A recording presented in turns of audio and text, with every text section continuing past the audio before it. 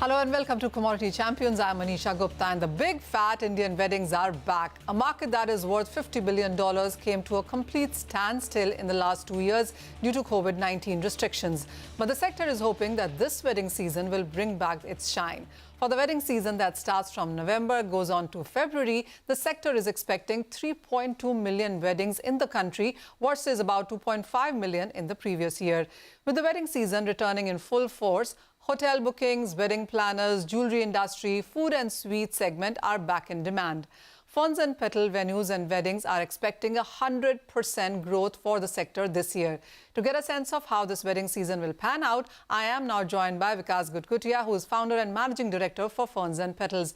Vikas, hi, thank you so much for joining us. And everybody keeps talking about this big fat wedding season back in the Indian markets. What is your sense on an year-on-year comparison, and what are you anticipating this season?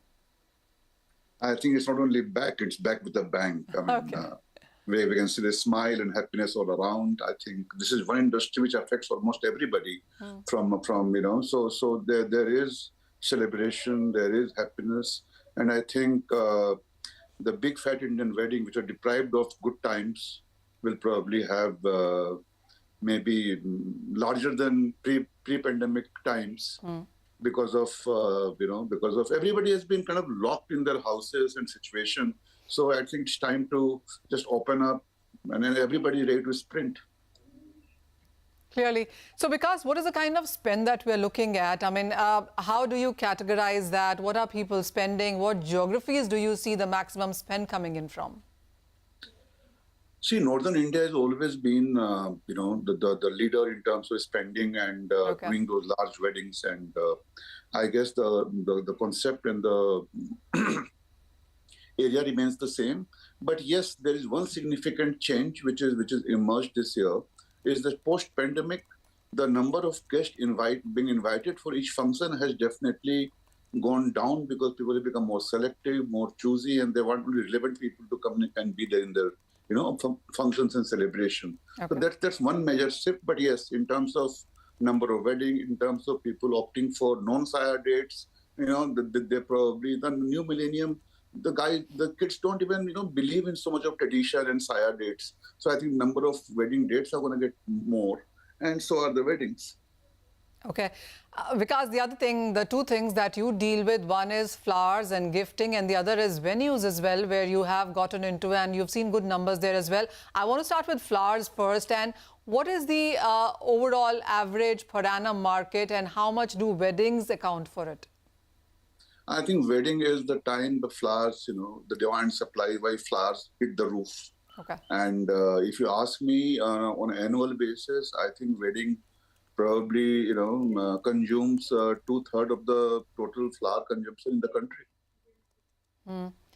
And is there a choice really? And what is the kind of spend that you see on flowers too?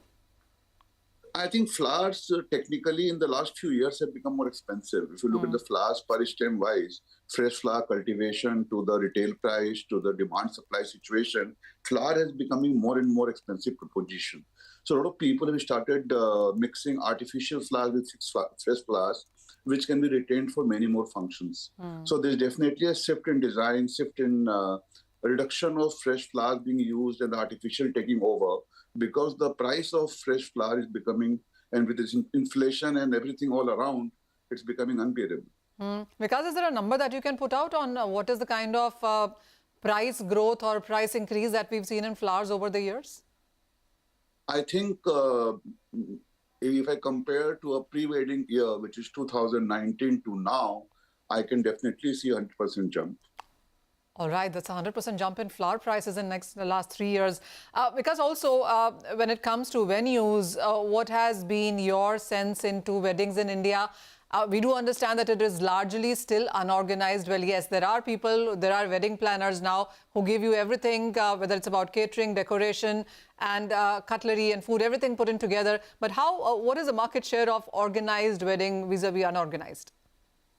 I think largely weddings are still unorganized. Wedding planning and planned wedding is to the HNIs and the super rich people, the middle class and the average spending people still do the wedding the old way. So to me, if you look at the numbers, it's maybe just 10% weddings which are organized or maybe, looked after by a professional. Otherwise, everything is still unorganized. And as Ferns N Petals have gotten into organization of weddings, venues as one part of it, what has been your experience? What is the kind of spend that you're looking at? How many weddings to begin with have we seen on a year-on-year basis? I think, on average, a good venue can hold anywhere between 60, 65, 70 to 100 functions in a year. It includes wedding functions or pre- and post-wedding functions. So we have 11 wedding venues, and we should be doing close to 1,000 weddings this year. Okay. Vikas, also, I want to come on to the spend part yet again. Since you said you have so many venues and 1,000 weddings is what you're doing within this season as well, what is an average spend that you're looking at per wedding? An average number? I think average spend ultimately goes, is between 5 to 10,000 per head. Okay, and if you're looking at maybe 100 or 200, 500 people, depending on how the wedding is, what is an average then total? I think average total will go if you put entertainment, food, your venue, and everything put together for 200 people wedding, maybe 5 to 7,000, 10 to 15 lakhs. Okay. When you look at the weddings in India, we do understand that there are weddings which are 10 lakhs and 50 lakhs and 2 crores and 10 crores as well. How are you looking at what weddings fall into major bracket when you look at the season? You see, all kinds of wedding happen, and I think destination wedding is definitely the flavor of the day. So lot of people are believing in shifting to a hotel and doing a wedding and going back home. So we see a large reduction in the number of weddings which used to take place sitting at home and going for a function in the evening. So the bride and the groom side, depending on their budget and the number of people they want to kind of invite, they shift to a location which can be in a hotel in Delhi or maybe to a place like Agra or Jaipur, and maybe some people go to Europe and maybe other exotic destination places. So destination wedding is definitely the flavor of the season, and I think it's ease of holding a wedding now. So you are comfortable, you are within a campus, you don't have to do a running around, everybody's together. So I think destination wedding is something which is the biggest chunk of good big weddings are fall into. All right. Because I have one final question. And, we do understand that weddings in India is perhaps the 4th largest industry when you look at that. And so many people, so many sectors, so many industries come together for this. So what category do you see doing the best? Is it venues? Is it gifting? Is it jewelry? Is it, is it food rather than? I think all have their own, own part to play in the whole wedding scenario.